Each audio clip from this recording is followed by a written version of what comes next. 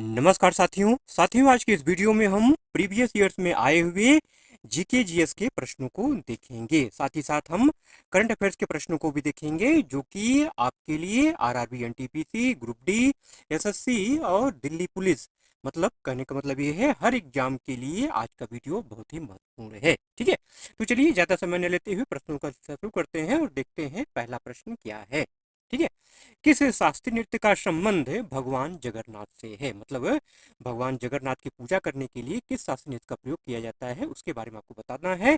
आपके ऑप्शन है ओडिसी, भरतनाट्यम, कथक या मणिपुरी। तो इसका जो राइट आंसर है वो है ऑप्शन नंबर ए। जी हाँ, ओडिसी। ठीक है, ओडिसी से बात स्पष्ट हो जाती है। कहाँ किया जाता है ये? उड़ीसा में किया जाता है। बहुत क्वेश्चन ओडिसी नृत्य से बहुत सारे क्वेश्चन बनते हैं, बहुत ही महत्वपूर्ण क्वेश्चन बनते हैं, बार बार रिपीटेड क्वेश्चन बनते हैं। तो उन सारी बातों की हम चर्चा करेंगे। पहले लेकिन एक चीज आपको बता दूं और इम्पोर्टेंट चीज जो है, देखिए ओडिसी नृत्य के अलावा जो है भगवान जगन्नाथ के मंदिर में महारी नृत्य भी किया जाता है। ठीक है, महारी नृत्य भी भगवान जगन्नाथ से जुड़ा हुआ है। यह कैसा नृत्य है? यह एक अनुष्ठानिक नृत्य है जिसे देवदासी नर्तकियों द्वारा पुरी के जगन्नाथ मंदिर में किया जाता है। ठीक है, अब यहाँ से क्वेश्चन बनता है कि ओडिसी नृत्य का जनक कौन है? तो मायाधर राउत को ओडिसी नृत्य का जनक माना जाता है।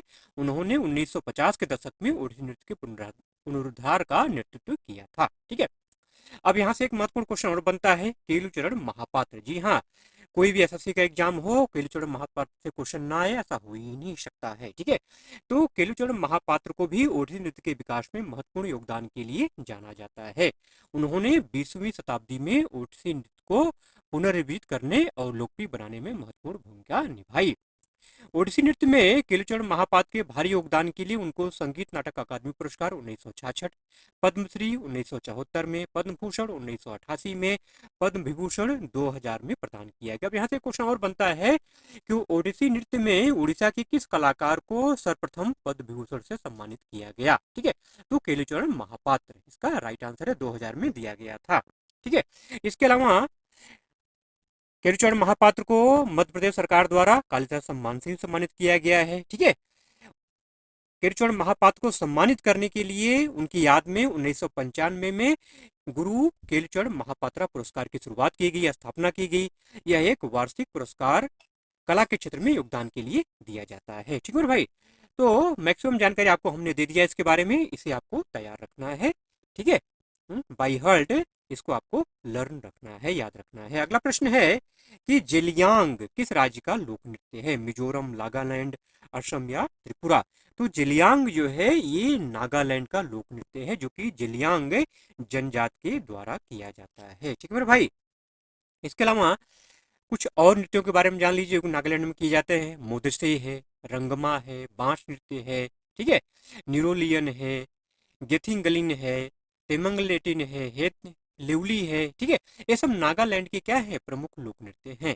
ठीक, तो जैसा कि आपको हमने बताई दिया अभी कि जेलियांग नृत्य एक उत्सव नृत्य है जो जेलियांग जनजाति द्वारा किया जाता है, जिसमें धीमी और सुंदर चालें होती हैं और नर्तक अक्सर बांस की छड़ियों का उपयोग करते हैं। ठीक है भाई, अगला प्रश्न है कि निम्न में से किसे हरियाणा हरिकेन के उपनाम से जाना जाता है? उपनाम से क्वेश्चन निश्चित तौर पे बनता है और हर वीडियो में एक क्वेश्चन जरूर मैं इंक्लूड करता हूँ उपनाम के ऊपर। तो अगर आप वीडियो देखते हैं तो निश्चित तौर पे आपको तैयार होता होगा।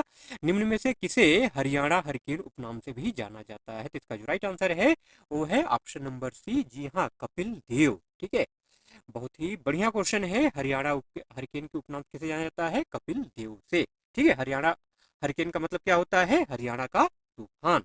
ठीक है, कपिल देव की अगर बात करें तो 1999 से अगस्त 2020 के बीच आप भारत के क्या थे? राष्ट्रीय क्रिकेट टीम के कोच थे। ठीक है, 11 मार्च 2010 को कपिल देव को ICC cricket hall of fame में स्थान मिला है। ठीक है, बहुत सारी बातें हैं कपिल देव के बारे में, उससे आपको तैयार रखने चाहिए। ठीक है, अगला प्रश्न है इसरो ने अपना पहला उपग्रह कब प्रक्षेपित किया था? इसका जो राइट आंसर है वो है ऑप्शन नंबर बी 1975। ये आपको ध्यान में रखना है। इसरो ने अपना जो पहला उपग्रह प्रक्षेपित किया था वो 1975 में किया था। अब यहाँ से क्वेश्चन ये बनता है, क्या इसरो ने खुद किया था या किसी से मदद लिया था? जी हाँ, ये जो पहला उपग्रह था इसका नाम था आर्यभट्ट, जो कि 19 अप्रैल 1975 को सोवियत संघ जिसको कहा जाता है, ठीक है, अब रूस जिसको बोलते हैं, तो वहाँ की जो एजेंसी है सोवियत अंतरिक्ष एजेंसी की मदद से इसको प्रक्षेपित किया गया था। ठीक है, इसरो का मतलब क्या है? भारतीय अंतरिक्ष अनुसंधान संगठन। क्या है ये भारत का राष्ट्रीय अंतरिक्ष संस्थान है। इसका मुख्यालय कहाँ है? कर्नाटक राज्य के बेंगलुरु में है। पहले इसरो को भारतीय राष्ट्रीय अंतरिक्ष अनुसंधान समिति, इनको स्पार के नाम से जाना जाता था। इसरो गठन कब हुआ है? 15 अगस्त 1969 को। ठीक है, इसरो के वर्तमान में अध्यक्ष कौन है? तो वो है कौन? डॉक्टर बी नारायणन, जो कि रॉकेट प्रणोदन विशेषज्ञ हैं और एरोस्पेस इंजीनियर हैं। ठीक है, तो साथ ही साथ आपको करंट अफेयर्स और स्टैटिक जीके वहां से दोनों प्रश्न आपको हम कराते चल रहे हैं मेरे भाई। आप मेरे साथ हर वीडियो में कहता हूँ कॉपी कलम लेके बैठा करिए और प्रश्नों को नोट करिए, आंसर को जवाब दीजिए मेरे साथ साथ जो है, तो आपका तैयार होता चलेगा। प्रैक्टिस करते चलिए जो है। ठीक है, लास्ट टाइम प्रैक्टिस नहीं होता। लास्ट टाइम क्या, लास्ट टाइम तो आ ही गया। आप कौन सा लास्ट टाइम आएगा मेरे भाई? ठीक है, अब आप नहीं करेंगे तो कब करेंगे? एग्जाम टाइम में करेंगे क्या? बहुत सारे लोग आप में से इंतजार कर रहे होंगे कि वो पहले शिफ्ट का क्वेश्चन बताया जाए, तो उसके आधार पर हम थर्ड शिफ्ट सेकंड शिफ्ट का तैयार कर लें और जाके एग्जाम देके चले आए। ठीक है, हाँ, तुक्का हमेशा काम नहीं करता है, तैयारी में लगे रहिए। फुटबॉल मैच कितने मिनट का होता है? फुटबॉल मैच टोटल मिला के 90 मिनट का होता है। ऑप्शन नंबर जो सी है इसका राइट आंसर है 90 मिनट। ठीक है, मतलब 45-45 मिनट के दो हाफ होते हैं। ठीक है, पहले 45 मिनट के खेल के बाद 15 मिनट का ब्रेक होता है, जिसे हाफ टाइम कहा जाता है। ठीक है, फुटबॉल जो मैदान होता है, जो पिच होती है, उसकी लंबाई की अगर बात करें, अक्सर क्वेश्चन यहाँ से पूछा जाता है, तो फुटबॉल मैदान के पिच की जो न्यूनतम लंबाई होती है वो 90 मीटर होती है, अधिकतम 120 मीटर होती है। चौड़ाई की बात करें तो न्यूनतम चौड़ाई 45 मीटर होती है और अधिकतम चौड़ाई 90 मीटर तक होती है। गोल पोस्ट की अगर बात की जाए तो गोल पोस्ट की जो चौड़ाई होती है 7.32 मीटर होती है और चौड़ाई जो है 2.44 मीटर होती है। ठीक है भाई, अगला प्रश्न साइंस से है कि परमाणु क्रमांक 56 वाला तत्व किसी ब्लॉक से संबंधित है? जी हाँ, इसका राइट आंसर है option number A, S block. जी हाँ, परमाणु क्रमांक 56 वाला जो तत्व है ये किस ब्लॉक से संबंधित है? यस ब्लॉक से संबंधित है। जी हाँ, कौन सा तत्व है ये है बेरियम। ठीक है, यस ब्लॉक में जो भी तत्व है वो क्षार धातुएं या क्षारीय मृदा धातुएं शामिल हैं। ठीक है, अगला प्रश्न है पुस्तकों से संबंधित क्वेश्चन निश्चित तौर पे आपके एग्जाम में आएगा, चाहे वो पुरातन पुस्तकें हों चाहे नवीन पुस्तकें हों। ठीक है, तो रेहला पुस्तक किसने लिखी है? बहुत महत्वपूर्ण क्वेश्चन है, बार बार रिपीट होता है, रिपीटेड क्वेश्चन है। रेहला पुस्तक जो है, अक्सर क्वेश्चन यहाँ से बनता है कि रेहला पुस्तक किस भाषा में लिखी गई है। ठीक है, बार बार इस टाइप क्वेश्चन बनता है। इसका जो राइट आंसर है वो है ऑप्शन नंबर बी। जी हाँ, इब्न बतूता। इब्न बतूता ने जो है रेहला पुस्तक लिखी है। ठीक है, ये अरबी भाषा में लिखा गया है और एक यात्रा वृत्तांत है जो कि 14वीं शताब्दी में भारतीय उपमहाद्वीप के सामाजिक और सांस्कृतिक जीवन के विषय में बहुत ही रोचक जानकारी प्रदान करता है। अगला प्रश्न है कि निम्न में से कौन सी नदी पूर्व से पश्चिम की तरफ बहती है? पश्चिम से पूर्व तरफ बहने वाली नदियां तो बहुत सारी हैं, लेकिन पूर्व से पश्चिम तरफ नदियां कौन सी बहती हैं, इस पर थोड़ा सा आपको विशेष ध्यान देना है। तो ऑप्शन नंबर जो बी है इसका राइट आंसर है नर्मदा। ठीक है, ऑप्शन के अनुसार केवल नर्मदा ही नहीं है, बहुत सारी नदियां हैं। तो प्रमुख जो नदियां हैं वो है नर्मदा और ताप्ती, जो कि पूर्व से पश्चिम की तरफ बहती हैं। क्यों बहती हैं ये नदियां?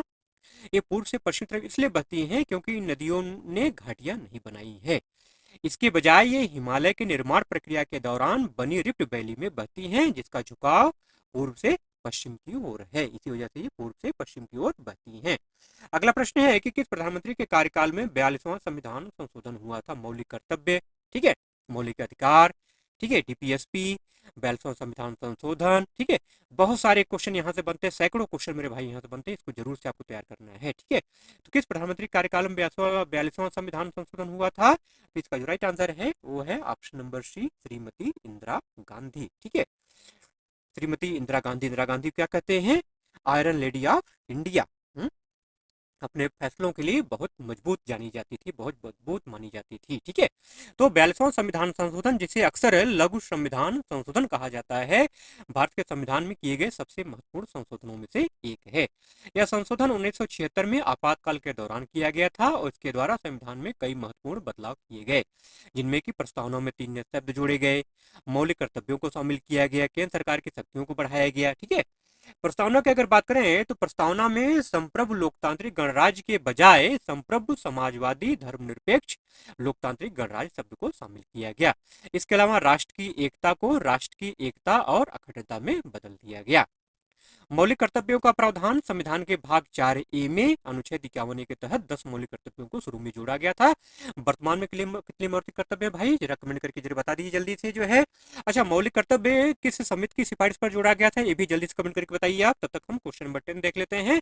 यूनेस्को की memory of the world register में किस भारतीय ग्रंथ को अप्रैल 2025 में शामिल किया गया था? ठीक है, तो ऑप्शन की अगर बात करें तो ऑप्शन नंबर जो हाँ, ऑप्शन नंबर जो ए है इसका राइट आंसर है गीता।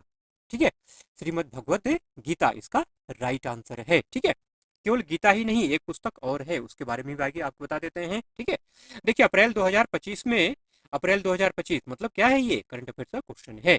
यूनेस्को की memory of the world register में भारतीय ग्रंथ भगवत गीता और नाट्यशास्त्र को शामिल किया गया। और देखिए अक्सर क्वेश्चन पूछा जाता है कि नाट्यशास्त्र की रचना किसने की है। तो ये जो दोनों ग्रंथ हैं भारतीय साहित्य और संस्कृति की समृद्ध विरासत को दर्शाते हैं। भगवत गीता जो है ये महाभारत के द्रौपदी पर्व का एक भाग है, जबकि नाट्यशास्त्र भरतमुनि द्वारा रचित एक मौलिक ग्रंथ है जो भारतीय प्रदर्शन कलाओं पर आधारित है। ठीक है, तो नाट्यशास्त्र किसने लिखा है? भरतमुनि ने। ठीक है मेरे भाई, अगला प्रश्न है कि किस केंद्र शासित प्रदेश का लिंगानुपात सबसे ज्यादा है? ठीक है, बहुत ही महत्वपूर्ण क्वेश्चन है। तो इसका जो राइट आंसर है वो है ऑप्शन नंबर बी, पुडुचेरी। जी हाँ, यूटी की अगर बात करें तो यूटी में सबसे ज्यादा जो लिंगानुपात है वो पुडुचेरी का है। यहीं पे बात कंप्लीट नहीं होती है, जब तक हम कम न जान लें, जब तक राज्यों के बारे में न जान लें, बात कंप्लीट नहीं होती है। तो केंद्र शासित प्रदेशों में दमन और दीव का जो लिंगानुपात है वो सबसे कम है। सबसे ज्यादा बताई दिया पुडुचेरी का है, सबसे कम किसका है? दमन और दीव का है। ठीक है, 2011 की जनगणना के अनुसार दमन और दीव में प्रति 1000 पुरुषों पर केवल 618 महिलाएं थी। वहीं राज्यों की अगर बात करें तो केरल में, राज्यों में केरल में सबसे अधिक लिंगानुपात है, 1084 है। दमन दीव यूटी की बात करें और राज्य के दोनों मिलाकर अगर बात करें 618 को बताई दिया मैंने जो है। पुडुचेरी का जो माहे जिला है वो भारत में सबसे अधिक लिंगानुपात 1176 वाला जिला है। सबसे कम दमन दीव का जो है, जो दमन जिला है वो सबसे कम लिंगानुपात मतलब 533 है। ठीक है भाई, अगला प्रश्न है निम्न में से कौन सा त्योहार पूर्णिमा के दिन मनाया जाता है? दशहरा, दीपावली, होली, दुर्गा पूजा। दशहरा जैसा नाम से ही स्पष्ट है, दसवीं के दिन मनाया जाएगा। ठीक है, दीपावली अमावस्या के दिन मनाई जाती है। ठीक है, होली प्रतिपदा को मनाई जाती है। दुर्गा पूजा, होली होली रुक जाइए, प्रतिपदा नहीं मेरे भाई, दुर्गा पूजा जो है ये कब से 9 दिन मनाया जाता है ना। ये होली, होली क्या है? इसका राइट आंसर है। होली कब मनाई जाती है? पूर्णिमा को मनाई जाती है। होली जो है फाल्गुन माह की पूर्णिमा को मनाई जाती है, जो कि बसंत ऋतु का प्रतीक है। ठीक है, रक्षाबंधन की अगर बात करें, रक्षाबंधन जो है श्रावण मास की पूर्णिमा को मनाया जाता है, जो भाई बहन के प्यार का प्रतीक है। गुरु पूर्णिमा आषाढ़ मास की पूर्णिमा को मनाया जाता है, जो गुरु के सम्मान में है। बुद्ध पूर्णिमा बैशाख पूर्णिमा को मनाई जाती है, जो कि गौतम बुद्ध के जन्म, ज्ञान प्राप्ति और महानिर्वाण की याद में मनाया जाता है। बुद्ध पूर्णिमा या भगवान बुद्ध से क्वेश्चन निश्चित और बनता है, बहुत ही महत्वपूर्ण टॉपिक है, इसको आपको तैयार रखना है। ठीक है, गुरु नानक जयंती कार्तिक पूर्णिमा को मनाई जाती है, जो कि सिख धर्म के संस्थापक गुरु नानक देव जी के जन्म दिवस के रूप में मनाई जाती है। शरद पूर्णिमा आश्विन मास की पूर्णिमा को मनाई जाती है, जो कि आयुर्वेद में विशेष रूप से महत्वपूर्ण है। ठीक है भाई, तो पूर्णिमा को जितने त्योहार, हिंदू धर्म के जितने त्योहार मनाए जाते हैं सारे आपको हमने बता दिए, महीने भी बता दिए, दिन भी बता दिए, ये आपको ध्यान में रखना है। अगला प्रश्न है अर्थशास्त्र से क्वेश्चन संबंधित है, इकोनॉमिक्स से संबंधित क्वेश्चन है कि बानकी किस सेक्टर में आता है? बानकी जो है ये प्राइमरी सेक्टर में आता है। ठीक है, प्राइमरी, ये आपको ध्यान में रखना है, प्राइमरी सेक्टर। ठीक है, प्राइमरी सेक्टर में कौन सी चीजें आती हैं? प्राइमरी सेक्टर में वो गतिविधियां शामिल हैं जो प्राकृतिक संसाधनों के सीधे उपयोग से संबंधित होती हैं। ठीक है, जैसे कि कृषि, पशुपालन, बानकी, मत्स्य पालन, खनन और भू अभिलेख। अगला प्रश्न है कि मौर्य साम्राज्य के पश्चिम भाग की राजधानी कहाँ थी? मौर्य साम्राज्य के पश्चिम भाग की जो राजधानी थी वो थी उज्जैन, या जिसको बोलते हैं उज्जैनी। ठीक है, हाँ, बात यही कंप्लीट नहीं होती है। देखिए मौर्य साम्राज्य की राजधानी जो थी एक्चुअल में वो पाटलिपुत्र, आधुनिक पटना जिसको कहा जाता है, वो थी। ठीक है, इसके अतिरिक्त साम्राज्य को प्रशासन के लिए 4 और प्रांतों में बांटा गया था। इस तरह से पूर्वी भाग की राजधानी तौसाली थी, दक्षिणी भाग की सुवर्णगिरी थी, उत्तरी की तक्षशिला थी और पश्चिमी भाग की उज्जैन या उज्जैनी थी। ठीक है, मौर्य साम्राज्य के संस्थापक कौन थे? अक्सर क्वेश्चन यहाँ बनता है, तो चंद्रगुप्त मौर्य थे। उन्होंने 322 ईसा पूर्व में नंद वंश को उखाड़ करके मौर्य साम्राज्य की स्थापना की। ठीक है। चंद्रगुप्त मौर्य के बाद किसने शासन संभाला? तो बिंदुसार मौर्य, और फिर उनके पोते अशोक मौर्य ने शासन किया। अशोक ने बौद्ध धर्म को अपनाया और धम्म और अहिंसा को बढ़ावा दिया। ठीक है भाई। अगला प्रश्न है कि यदि किसी विलयन का पीएच 3 से 6 हो जाता है तो H प्लस आयनों की सांद्रता पर क्या प्रभाव पड़ेगा? बहुत बढ़िया क्वेश्चन है। इसका जो राइट आंसर है वो है ऑप्शन नंबर डी, 1000 गुना घट जाएगा। कैसे घट जाएगा, आइए उसके बारे में भी आपको बता देते हैं। पहले पीएच के बारे में जान लेते हैं। देखिए, पीएच जो है हाइड्रोजन आयनों की सांद्रता को व्यक्त करता है। ठीक है, पावर ऑफ हाइड्रोजन। और पीएच का मान जितना कम होगा, H प्लस आयनों की सांद्रता उतनी ही अधिक होगी। क्या कह रहा है मैंने, क्या कहा हमने? पीएच का मान जितना कम होगा, H प्लस आयनों की सांद्रता उतनी ही क्या होगी? अधिक होगी। ठीक है, इसी का उल्टा कर दीजिए तो बात समझ में आपको आ जाएगी। तो यहाँ पीएच क्या है? 3 से 6 हो जा रहा है, जो कि दर्शाता है कि विलयन अधिक क्या हो जा रहा है? क्षारीय हो जा रहा है। 3 और 6 के अंतर कितना होता है? 3 होता है। ठीक है, तो 10 टू पावर अगर 3 आप करेंगे कितना मिलेगा आपको? 1000 मिलेगा, मतलब 1000 गुना कम हो जाएगी। अगला प्रश्न है कि भारतीय नागरिक अधिनियम में अंतिम बार संशोधन कब हुआ था? इसका जो राइट आंसर है 2019। 2019, जी हाँ, 2019 में जो है भारतीय नागरिक अधिनियम में अंतिम बार संशोधन हुआ था। ठीक है, ठीक है, 2019 इसका राइट आंसर है, जिसको आप सीएए के रूप में जानते हैं। आइए हम इसके बारे में थोड़ा डिटेल में जान लेते हैं कि उतने से बात नहीं चलेगी। देखिए, अधिनियम में अब तक 6 बार संशोधन हो चुका है। 1986, मतलब अगर आपसे पूछ लिया जाए कि भारतीय नागरिक अधिनियम में पहली बार संशोधन कब हुआ था, तो 1986। उसके बाद 1992, फिर 2003, 2005, 2015 और सबसे अंतिम जो लेटेस्ट हुआ है वो 2019 में हुआ है। 2003 का जो संशोधन हुआ था वो अवैध प्रवासियों की अवधारणा को पेश किया गया था, जबकि 2005 का जो संशोधन था वो ओवरसीज सिटीजन ऑफ इंडिया, मतलब ओसीआई के अवधारणा को शुरू किया गया था। 2015 का संशोधन ओसीआई से संबंधित प्रावधानों को संशोधित किया। 2015 में जो हुआ था ओसीआई से संबंधित जो प्रावधान थे उनको संशोधित किया गया था। और 2019 का जो संशोधन था उन लोगों को नागरिकता प्रदान करता है जो 31 दिसंबर 2014 को या उससे पहले भारत में प्रवेश कर चुके हैं और पाकिस्तान, अफगानिस्तान या बांग्लादेश से आए हुए हैं और हिंदू शरणार्थी हैं। ठीक है भाई। अगला प्रश्न है कि किस संविधान संशोधन के द्वारा राज्यसभा का कार्यकाल 5 वर्ष से 6 वर्ष कर दिया गया था? जी हाँ, 42वां संविधान संशोधन, इसको ध्यान रखना है आपको। बहुत सारे काम किए गए थे, इसलिए इसको लघु संविधान संशोधन भी कहा जाता है। तो राज्यसभा का कार्यकाल 5 वर्ष से 6 वर्ष 42वां संविधान संशोधन अधिनियम 1976 के द्वारा किया गया था। यह संशोधन लोकसभा और राज्य विधानसभाओं के कार्यकाल को भी 5 वर्ष से 6 वर्ष करने के लिए किया गया था। ठीक है, इसके अलावा प्रस्तावना में समाजवादी, पंथ निरपेक्ष और अखंडता शब्द जोड़े गए थे, ऊपर आपको हम बता ही चुके हैं। नागरिकों के लिए मौलिक कर्तव्यों को संविधान में जोड़ा गया। राष्ट्रपति को कैबिनेट की सलाह मानने के लिए बाध्य किया गया। केंद्र सरकार की शक्तियों में वृद्धि की गई, जैसे कि राष्ट्रीय आपातकाल की घोषणा और राज्य सूची से विषयों को समर्पित सूची में स्थानांतरित करना। सर्वोच्च न्यायालय और उच्च न्यायालयों की न्यायिक समीक्षा की शक्ति में कमी की गई। लोकसभा और विधानसभाओं के कार्यकाल को 5 से 6 वर्ष किया गया। डीपीएसपी को लागू करने के लिए बनाए गए कानूनों को मौलिक अधिकारों को उल्लंघन के आधार पर अवैध नहीं ठहराया जा सकता था। ये सारी बातें जो है 42वें संविधान संशोधन के द्वारा, जो कि 1976 में हुआ था, सरदार सोहन सिंह समिति की सिफारिश के आधार पर, इंदिरा गांधी की सरकार थी। ये सारी बातें आपको ध्यान में रखना है। ठीक है भाई। अगला प्रश्न है कि किस अनुच्छेद के तहत संसद को नागरिकता अधिनियम बनाने का अधिकार है? जी हाँ, अनुच्छेद 11 आर्टिकल 11, मतलब ऑप्शन नंबर जो बी है, इसको ध्यान रखना है आपको। अनुच्छेद 5 से 11 जो है ये नागरिकता से संबंधित है। ठीक है, तो भारतीय संविधान का अनुच्छेद 11 के तहत संसद को नागरिकता अधिनियम बनाने का अधिकार है। ठीक है, यह अनुच्छेद संसद को कानून के माध्यम से नागरिकता के अर्जन, समाप्ति और नागरिकता से संबंधित अन्य मामलों को विनियमित करने की शक्ति प्रदान करता है। अनुच्छेद 5 से 11 भारत के संविधान के भाग 2 में शामिल हैं, जो नागरिकता से संबंधित है। अनुच्छेद 5 की अगर बात की जाए तो अनुच्छेद 5 संविधान के प्रारंभ में नागरिकता के बारे में बताता है, जबकि अनुच्छेद 11 संसद को नागरिकता के अधिकारों को नियंत्रित करने के लिए कानून बनाने की शक्ति देता है। अगला प्रश्न है कि महात्मा गांधी ने किस आश्रम से दांडी यात्रा की शुरुआत की थी? बहुत ही महत्वपूर्ण क्वेश्चन है। नमक सत्याग्रह है। ठीक है, या डांडी मार्च या डांडी यात्रा, बहुत सारे इस तरह से शब्दों घुमा फिरा क्वेश्चन पूछा जाता है। तो ऑप्शन नंबर जो बी है इसका राइट आंसर है साबरमती आश्रम। साबरमती आश्रम क्यों बोलते हैं? क्योंकि ये साबरमती नदी के किनारे बनाया गया। महात्मा गांधी ने 12 मार्च 1930 को 78 अनुयायियों के साथ साबरमती आश्रम से दांडी यात्रा के लिए यात्रा की शुरुआत की थी। यहाँ पर उन्होंने नामक कानून तोड़ा था। अगला प्रश्न है और अंतिम प्रश्न आज का है, करंट अफेयर का क्वेश्चन है कि भारतीय टेस्ट टीम का नया कप्तान कौन बना है? जी हाँ, आपको जरूर याद होगा, एकदम लेटेस्ट प्रश्न है। ऑप्शन नंबर ये शुभमन गिल। ठीक है, भारत के सबसे युवा कप्तान है, 5वें सबसे युवा कप्तान है।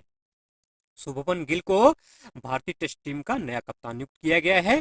25 साल के गिल भारतीय कमान संभालने वाले 37वें खिलाड़ी बने हैं। गिल इंग्लैंड दौरे पर पहली बार भारतीय टीम की कमान संभालेंगे। ठीक है, देखिए 25 साल 258 दिन उम्र है गिल की। तो 25 साल 258 दिन की उम्र में गिल टेस्ट में भारत की कप्तानी करने वाले 5वें सबसे युवा क्रिकेटर बन गए हैं। तो बात यहीं पे खत्म नहीं होती है, अब यहाँ बातें क्वेश्चन नए क्वेश्चन क्रिएट हो जाते हैं कि इससे पहले कौन थे। तो सबसे कम उम्र की अगर बात की जाए तो है मंसूर अली खान पटौदी। जी हाँ, 21 साल 77 दिन की उम्र में उन्होंने टेस्ट क्रिकेट में भारत की कप्तानी संभाली थी, मंसूर अली खान पटौदी। ठीक है, इसके बाद नाम आता है सचिन तेंदुलकर का, जिनकी उम्र उसमें 23 साल 169 दिन थी। इसके बाद नंबर आता है कपिल देव का, 24 साल 48 दिन थी। और उसके बाद नंबर आता है रवि शास्त्री का, जो जिनकी उम्र उसमें 25 साल 229 दिन थी। ठीक है, शुभमन गिल की उम्र क्या है इस समय? 25 साल 258 दिन। ठीक है मेरे भाई, तो मेरे ख्याल से बात आपको क्लियर हो गई होगी। ठीक है, चलिए इन्हीं प्रश्नों के साथ आज के वीडियो का एंड करते हैं। वीडियो अगर अच्छा लगा मेरे भाई, प्रश्नों का लेवल अच्छा लगा हो, प्लीज जाते जाते एक लाइक जरूर से कर दीजिएगा। लाइक करने का कोई पैसा नहीं लगता है, कोई खर्चा नहीं लगता है, कुछ आपसे मांगा नहीं जाता है। ठीक है, बस आपकी एक सद्भावना है, आपका एक प्रेम है, जो आप जाहिर कर सकते हैं लाइक करके या डिसलाइक करके जो है। ठीक है, चैनल पर अगर नए हैं मेरे भाई तो सब्सक्राइब करके बेल आइकन को जरूर से ऑन कर लीजिएगा मेरे भाई। ठीक है, चलिए मिलते हैं अगले वीडियो में ऐसे ही कंटेंट के साथ, तब तक के लिए जय हिंद।